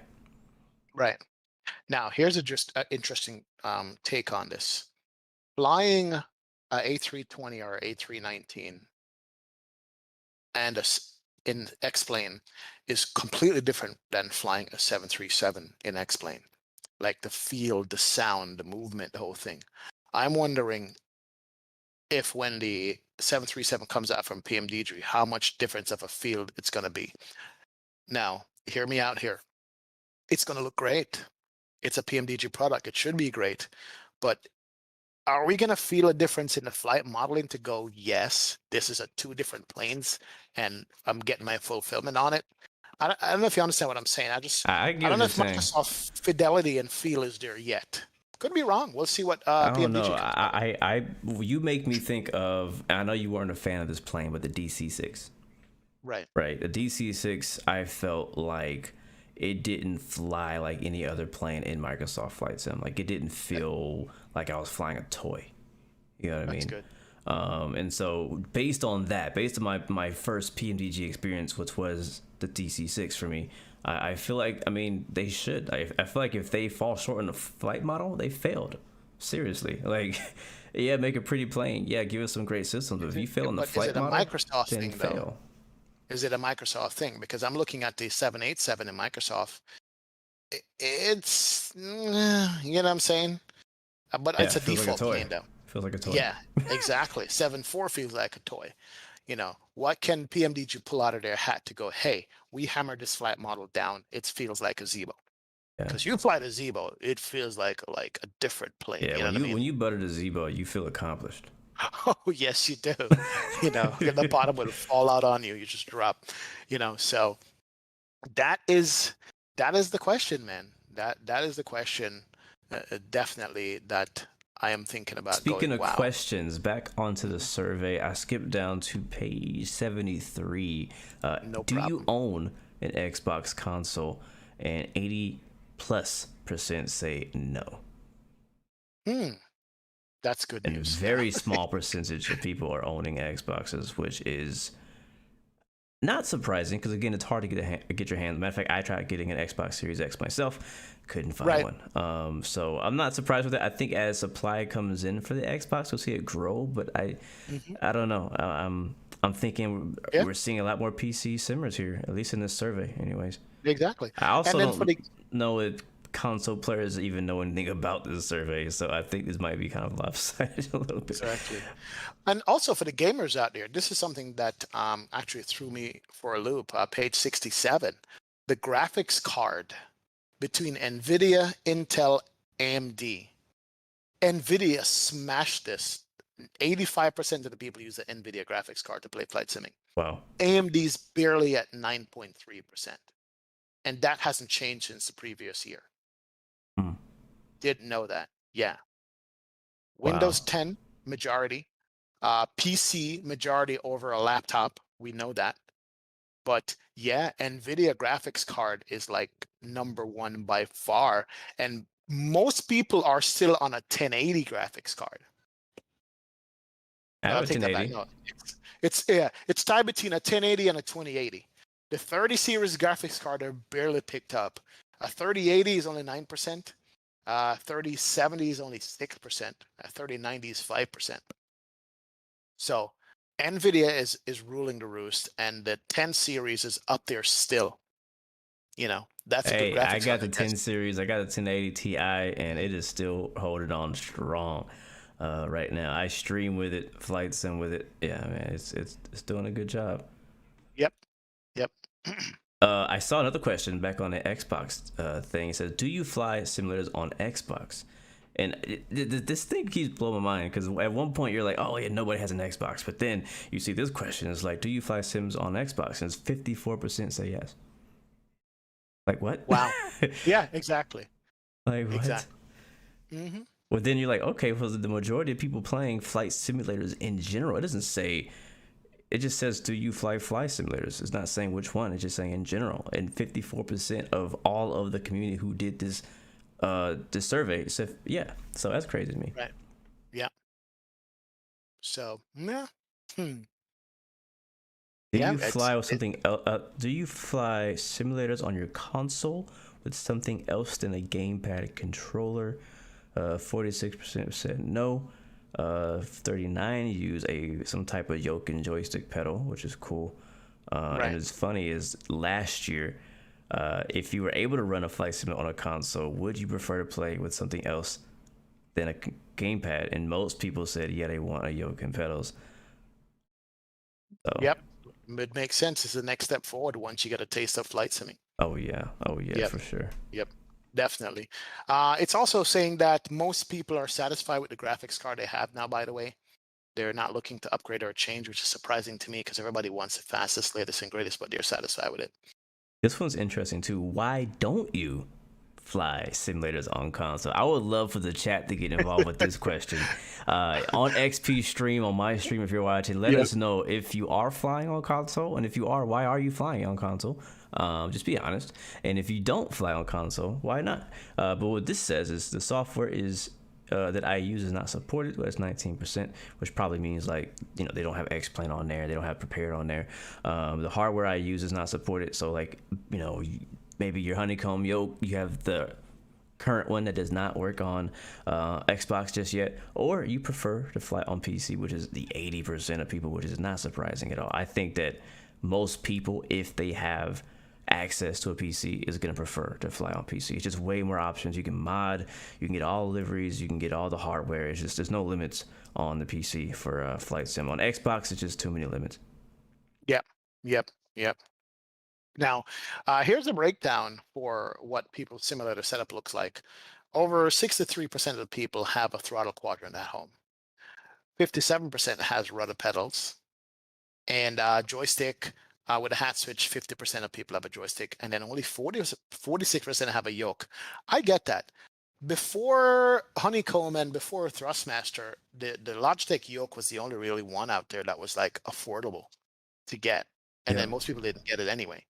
So joysticks is more popular than yokes by 5%. I'm not Rubber, surprised, but I'm actually surprised that Yokes is so high, personally. I don't know. I don't know. it's a I'm good thing though. It's a yeah. good thing that yokes are up there. Yeah, I mean, it's a very good thing that yokes are up there. And look at VR. Only 15% of people have VR, bro. Yeah, 15 VR is expensive, man, and it's hard to get into. And I feel like VR is not the first choice of things to buy when you're getting into flight sim. You already need to spend money on a joystick, a yoke, a throttle, because you don't want to fly in VR with a mouse and keyboard. You know what I mean? So, like VR, I feel like, in my opinion, I had somebody ask me on the stream the other day, should I buy a Honeycomb Bravo or should I buy a VR headset? And I was like, well, it depends on what throttle you already have, because VR kind of completes the setup. Right, VR, in my opinion, would be the last thing you would add to your setup. First, you want to get everything in front of you and get your hands on the things you can get your hands on to make that experience fun, and then you jump into VR. That's what I personally feel. So I'm not surprised that it's so low. Yeah, yep. And there it is right here. Do you own a VR headset? 76% of the people says no, they don't own a VR headset. They don't want one. What page is that on? That is going to be on page 81. Page 81. So yeah, most people, Yeah. I get asked from time to time, hey man, you're gonna do VR? And I say no, it's not gonna be a good experience for the people who are watching the stream. And most people don't have it anyway, Yeah, that's why I don't stream with VR. It's a good experience for the person doing it, but not as good of an experience for people watching it. So as Right. content creators, is just not as interactive, in my opinion, or at least from my experience, to fly VR and have people just looking at you. I like to be able to interact with the chat, stuff like that. Exactly. Now, Microsoft Flight Sim has VR on top. Out of everybody else, 6% of VR users use Microsoft Flight Sim. And then DCS is 18% second, X-Plane being third, and then Prepared is last. So, Wow, Microsoft look people, at this though. Which VR headset? Other people who are using VR, which headset are they using? That's just the Oculus Rift and the Rift S, which makes sense. That's the older one that's been around. It's the trusted brand. Right. But then the Reverb that just came out is only 6%. So that's kind of Yeah. surprising, but also kind of not surprising at the same time. Yep, exactly. But yeah, that's the story of VR. So VR is not there yet for flight simming, guys. It's good, but it's just not there. You know what I mean? The numbers don't lie for it, and so forth. I think there's a few things that need to happen for VR to really excel in gaming and in flight sim. And some of those things have not yet happened yet. So if you get VR now, you're getting it ahead of the curve. It may seem like VR is kind of going downhill, but I think there's some things in technology that are progressing that's going to be what's needed to make VR really excel. Exactly. All right, let's jump ahead here. I wanted to get to this point. This is going to be page 90. Add-ons in general. What influences you the most when deciding to purchase an add-on software? I like this question. I like Take this notes. One. Exactly. The number one thing that gets you to buy add-on software is video reviews and tutorials. That's your field right there, Blue. That's what That's I like the this number one. I know. Number That's two, though, is watching streams and live video shows. Exactly. So sponsors, add-on makers, hit us up. People, you need to go here, look at the survey, and see what the number one reason people. It's not forum posts, okay? It's not newsletters. It's not ads in a magazine. It's not news reviews. It's not offline stores. Maybe recommendation from friends, but the number two is video reviews and tutorials, and watching streams and videos get people to buy stuff. And it makes sense. They get to see Blue Games use the Honeycomb yoke or the Thrustmaster yoke or the Honeycomb Bravo quadrant. You know what I mean? And they're like, yeah, Blue's got it. I mean, or they see you do your review of it, your unboxing videos. That's what gets people to buy. And then guess what happens after that? That person's like, oh, I'm getting that. I want to get that. Yep. And then they tell their friends, and then they get recommendations from friends. So yeah, guys, developers, if you're making stuff for flight sims, for games in general, like in 2022, that is the way to sell, in my opinion, is to do that. Yeah, you can make a lot of noise doing marketing or not marketing, but like you just putting a forum post on somewhere, but eventually somebody will pick it up and do it. But still, I think really pushing it out to people, if you're confident in your product, put it in their hands. Exactly. Flips Edgar says, how do you find flight sim software add-ons in a printed magazine? I don't know, man. I don't know. A barcode, something like that. Scan with your phone. Here's another interesting one. Actually, me and you talk about this all the time, Blue. This is going to be on page 92. Yep, I'm on it. Aircraft add-ons. What are the most important features for you when deciding which add-on to purchase?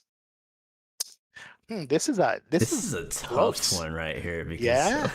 wow, this is really close. Price But is I not would even say on the top. no. Number one is set of instruments avionics modeled, meaning that they want systems. They want systems is number one here. Believe it or not. Yeah. Yeah, flight dynamics is a close second. Yep. Flight dynamics is number two, which makes sense. Obviously, a virtual cockpit is just kind of like that's the core, so you definitely Visual, need that. right. But it is interesting though on this list that external aircraft visual realism is nowhere near the front. Wow. Look at that. Now, developers though. Now listen to me. Please don't cut corners on that.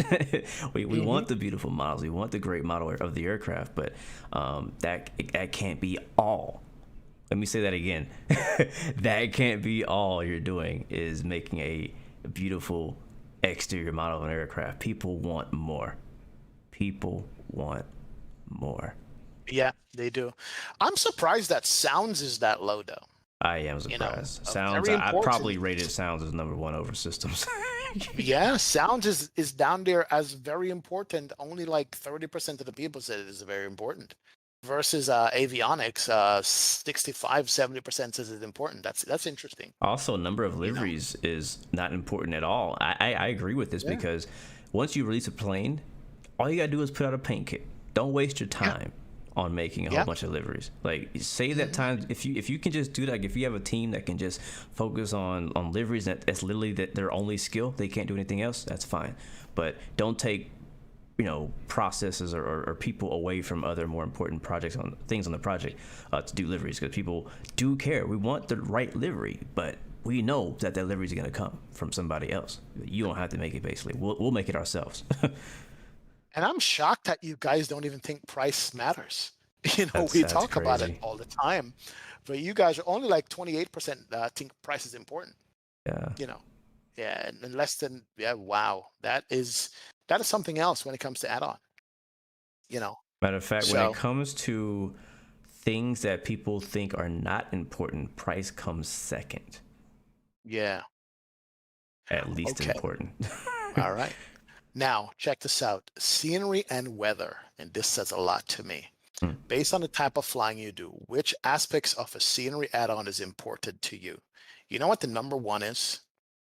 Not ortho, not high-res textures, not coastline. Detailed airports is number one. That makes sense. Think about that. No, for Microsoft Flight Sim and X-Plane 11, Microsoft's got ortho. X-Plane 11 doesn't by default. People still said that detailed airports are important than ortho. Less than 40% of the people says terrain topography with high resolution or orthophoto text with high resolution is only like 30-something% versus detailed airports.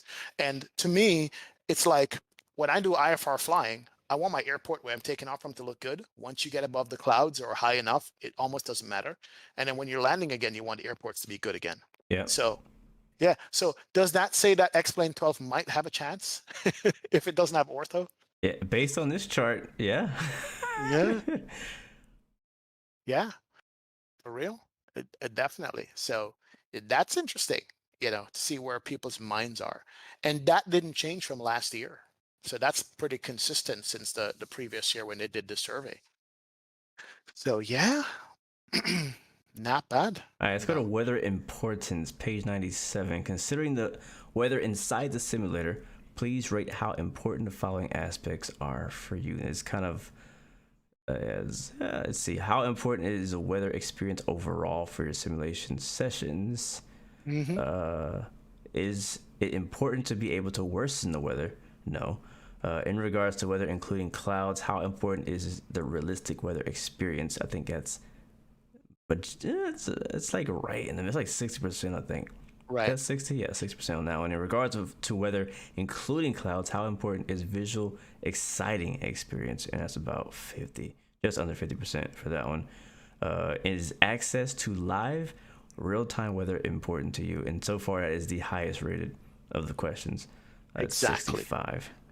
The highest rating people want live weather because they can go look at a location, go, it's storming there. Is it snowing? Is it sunny? I want to fly there. Live weather is important, and where they get their live weather from, 70% says they want it generated by the simulator itself. Mm-hmm. Only 40% say they want it by payware software. So Microsoft has got live weather from the sim, which is good. X-Plane 12 is going to have it by live weather from the sim, which is good. Payware software, I have Active Sky, paid for it. It does the live weather good, but next generation, are we going to need it? You see what I'm saying? Yeah, true. It was 50-50 last year, but this year people, almost 70% said they want it from the simulator. So they want default built-in good weather. That's something else. It's good to know. Kind of interesting. Looking, kind of scamming at this chart here about chart products and add-ons, and 63% of people are using Navigraph charts. See, hold on, let me talk to my sim. See, guys, when you come in chat and say, hey man, do you think I should get Navigraph? What did I tell you? Yes, if you're gonna fly online, pick up Navigraph. They give you the whole complete package, which is the air rack plus the charts. And you don't have to think about it, just go update, right? Sky Vector is number 2, because Sky Vector does give you some charts and whatever, Yeah. but it doesn't give you air rack data and so forth. Mm-hmm. The rest of the ones down here, I have no idea what they are. Wow, look at this though. Compared to last year, Navigraph was 59, Sky Vector was 35. It's like a massive drop to 27. So this year. Yeah, and 4Flight is barely used. I had 4Flight for a while, which it's is just real too world. expensive, man. That's Oh yeah, for a flight $100 simmer, unless you're using it to fly in real world too, and you just happen to have a subscription. In my opinion, it's just not worth it. Right. And then the nitty gritty, what kind of charts you use? Jepson charts is number 1. I don't even know what the Lido charts are, or Lufthansa system Lido charts. Jepson charts are number 1. FAA charts are up there, 30%. Those are the basic charts. They do work, but the Jepson charts give you the topography, color changes and stuff like that. So yeah, that's interesting. Where that is I concerned. like this one. Here we go. Flight tracking products. We kind of touched on this one earlier. Yes, we did. We're not going to stick around here too long, but it looks like Volanta is hanging out at 19%, which is one of the highest. And then Simlink, or Moving Maps by Navigraph, is 28%, which I kind of feel like that didn't need to be on this list. It is a tracking product, yes, but it's a bit different than what these other things are. My opinion. I'm also noticing. Go ahead. I was gonna say most people don't use any at all. 40%. They just use Microsoft's logbook. I know a lot of people. Seriously, a lot of people just use Microsoft's logbook, and they actually really care. Like they're like, yo, like, because for a while, Microsoft wasn't correctly logging people's flights on Microsoft, right. And people were getting upset. Like, man, how do I figure out what my hours are, because Microsoft keeps deleting my flights, this and that. So people are definitely, I think, on the Microsoft Flight Sim side, really taking an importance into the Microsoft Flight Sim logbook. But I think this is a good spot to promote. And again, I don't have any ties with any of these companies, but like having like a Volanta or a SimToolkit Pro is really cool to have if you can, download it on your PC. If you're on PC, it's really cool to have a way to track your flights, go back and see what flights you've done. It shows you a map of everything you've done. You can go back and debrief your flights even if you want to. So it's pretty cool. Exactly. And then it looks like at least 50% of the people, they do use a flight planning service to plan their flights. For fuel and stuff like that. And the one company that corners the market for flight planning is Navigraph, which is SimBrief now, basically. Yeah. They use it to find. Which one are you looking at? Are you looking at the Nav Data FMS products? Right. Or? So 105, the flight planning. Gotcha. Yeah, 50% of the people use flight planning to, plan their flights. And what they're looking for mostly when we scroll down to 104 is they want to find a route number 1. and they want to calculate fuel number 2. So Yeah. route and fuel is pretty much the top 2 reasons why they plan their flights, which makes sense to me. Yeah, You makes understand? sense. Yeah, route and fuel is the top 2 reasons. And then, of course, what do they use to plan such thing, which is on page 107? SimBrief by Navigraph. That's why Navigraph bought out SimBrief. It was a smart You know? move. Like Oh yeah. if you wanna make a market like as a business, I don't know.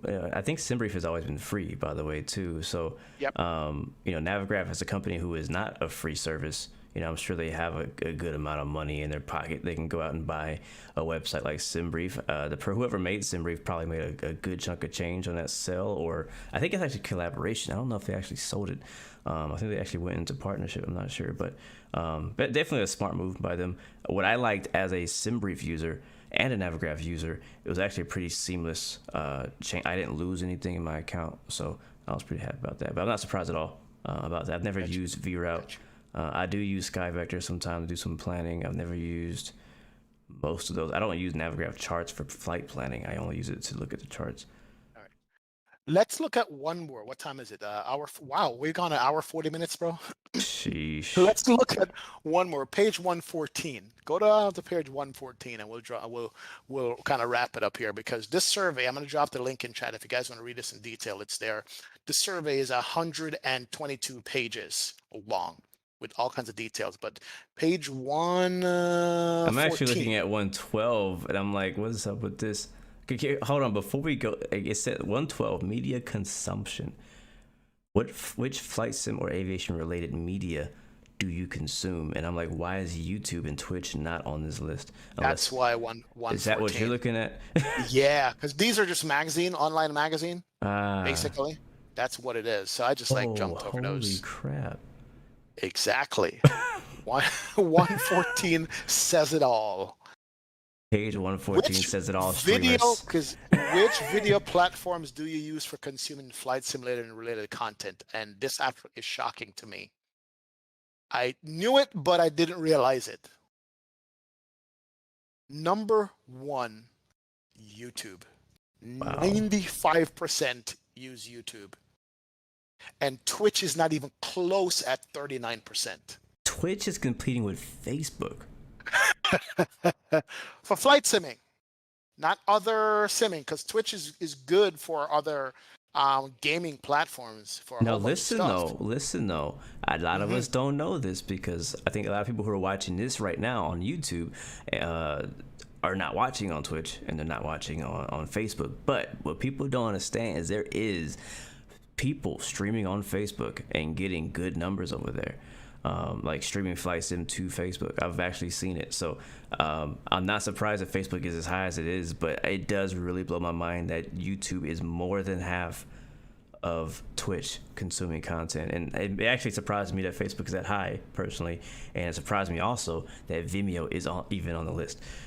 Yeah, Vimeo. I have a Vimeo account. I haven't used it ever. TikTok is also streaming flights in. Patreon. Wow. I actually thought TikTok would be higher, because I know a lot of people have been really booming on TikTok for like flight sim memes, flight sim shorts, things like that. I know Instagram has been on the rise with the reels, right? For not just flight sim content, but aviation content. If you're a content creator and you're trying to get discovered and known, right now Instagram Reels is a great place to go. I'll just give you that tip for free. You can live stream on Instagram, correct? Or no? You can, but you can't like stream like a screen. Like, it had to be like your face, and that's it. Gotcha. I've been actually personally looking into finding out if there's a way to create like an OBS Instagram thing. So, because I would love to go live on Instagram, or in addition to what I'm already doing. So, Liquid Snow says they all have Facebook bots watching them on Facebook. Oh my God.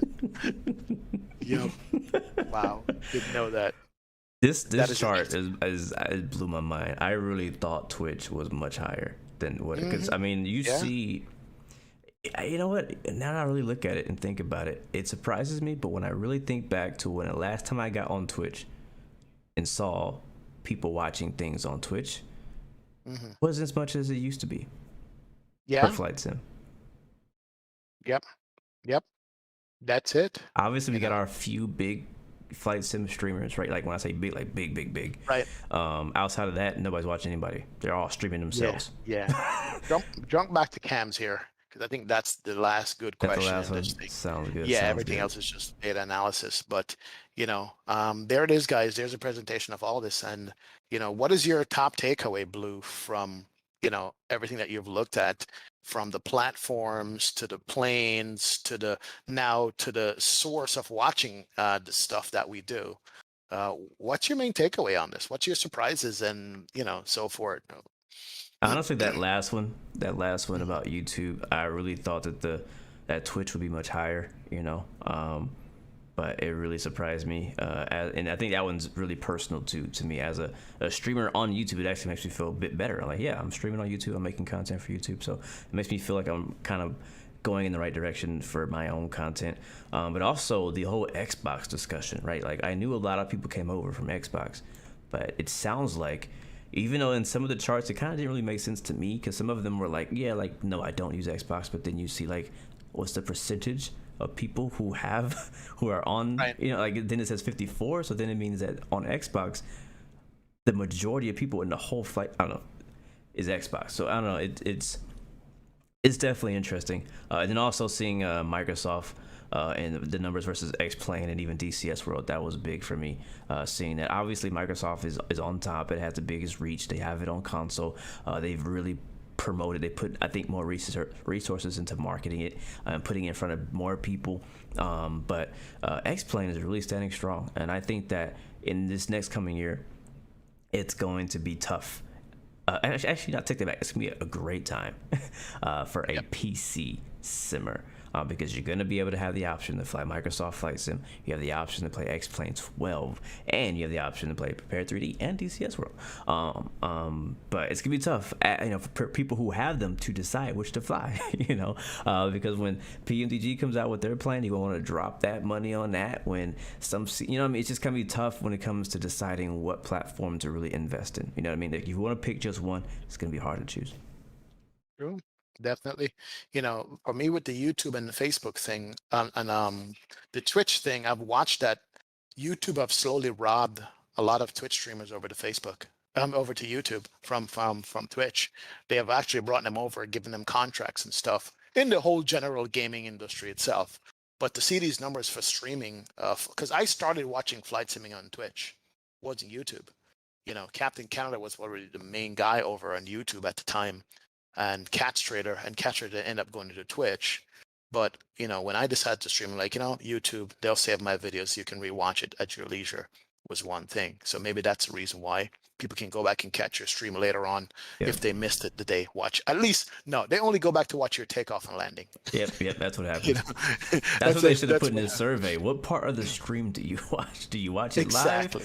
or do you replay it? And if you do replay it, what part of the video do you watch? Do you watch the whole thing or do you watch the takeoff and landing? That's going to be in next year's survey. Navigraphics make it happen. Exactly. Yeah, yeah. Second part that got me, I'm encouraged by the X-Plane consistency here. I mean, X-Plane should have been crushed when Microsoft dropped because the sim is pretty. Microsoft is just beautiful. Like, every time I do a flight and complete from start to finish, I'm like, wow, this thing looks good. And you would think X-Plane would be crushed, but then I realized what it is. Next day I get up, I want to fly a different airplane. Microsoft doesn't have it yet, Yeah, right? yeah, yeah. And I go back and I grab X-Plane and run. So I'm encouraged by that, and I want the competition between the two simulators. I don't want one simulator to dominate everything and start taking it for granted. And X-Plane people are stepping up with the add-ons that are coming out still to this day. Haven't given up yet. You know what I mean? Yeah. So that's the second thing that I've taken away from the survey. And the next thing is the Flight Sim Expo, guys. Go to Flight Sim Expo, man. If it's in your neck of the woods, man, if you can plan it and go do it, I would say, guys, do it. This is our hobby. We look at this stuff at least 3-4 times a week. We fly at least 2 hours. If you can, try to attend an expo. It's really a good thing for you to do. You know what I mean? Definitely, and enjoy yourselves.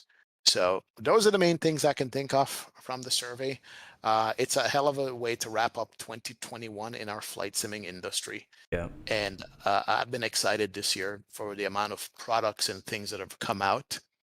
And developers continue to adjust to the new simulator that came out, bring out scenery, big out airplanes, and I've started this year excited, and I'm ending this year excited as a flight simmer in this community and this space. I agree. Like I And haven't gotten bored. Like there's been so much going on this year. Like right. I'm having trouble keeping up with it all. Like keeping up with hardware releases, keeping up with new planes coming out, both on the airline and on GA side. I know we didn't talk a lot about GA releases this year, but like the Kodiak that came out recently is amazing. For Microsoft Flight Sim, the Aerobass Phenom that came out not that long ago, which I just personally picked up, is really good as well on the GA side for X planes. So it's a lot of great products coming out. These developers are putting a lot of hard work into it, and it's just been a lot of fun. And I actually today find it extremely hard to decide what plane to fly next. And when I'm trying to decide that, I'm like, all right, well, what sim am I gonna fly next too? You know, so it's definitely exciting for these coming years. And it just honestly with 2022, I know there's these certain planes and add-ons that we want to come out, but it's just gonna add to our hangar. It's not gonna stop us from flying stuff that we already love. You know, we're not gonna stop flying the fly-by-wire A320 because the 737 got released, right? We're gonna still go back to the 320. So yeah, that's how I feel. Yep, that's it. Well, folks, that's it. 2021 is just about over, and 2022, and as Liquid Snow says in chat, when it comes to flight sim, I look forward to 2022. I do as well.